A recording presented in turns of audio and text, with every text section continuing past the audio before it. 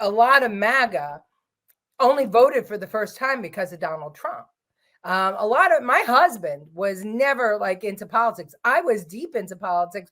We're going to be married 45 years. That man could care less about a president. My mother, even my other half, he didn't. Yeah. Nobody cared. In my family, where I was the Republican leader in New York City and state, they didn't care about politics until Trump came. So and that's 3 in our family that came to life just because of Trump. So what I'm saying is they were new to the game. They didn't understand what was going on. They were living their life. They didn't think about they had a place in politics, and now they do have a place in politics. And now in 2024, so many people understand so much. I mean, they read every bill. They read foreign newspapers. They spend time, looking and figuring it out and volunteering. And I think that that's the difference between 2020 and 2024. So what could they do to really play with the vote? Go ahead, Jen. They thought it was a shoo-in. Yeah. Yeah. I mean, everything was going good up until COVID. Everything was going good.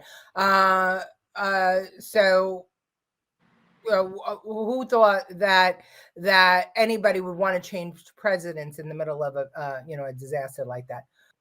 Trump was a wake-up call for all of us, and let me tell you something. Colleen and I were talking on the phone the other day, and I've been talking to people who say that they can't vote for Trump because he's crazy, right? They say, I don't like his tweets, I don't like how he talks, I don't like his mannerism, I don't like that he makes fun of people. I didn't like how he ran the country. How about that? That's it. That's all that matters at the end of the day. Because Joe Biden looks like a little old man that'll give you a word as original out of his sweater pocket that's been there for 10 years. And then sniff your hair. He's never going to really hurt you. Right. Except for when he lets 9 million people enter the border and they start killing you, right? Exactly. So you can like his personality. Right. Because he's a little old frail man. Right. Exactly. He's a sweet old guy who runs the country fantastically. Well, so we talk about Trump being crazy, but let's ask ourselves this question.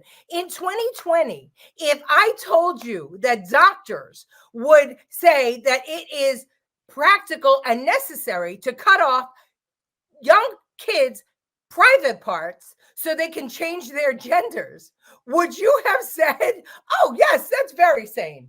Do you say that now? If in 2020...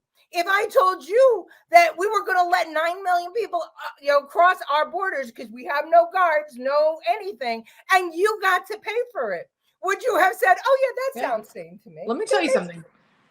We watched Scarface last night just to relive how history repeats itself. It is to the T exactly what is happening now. There's no difference. No difference.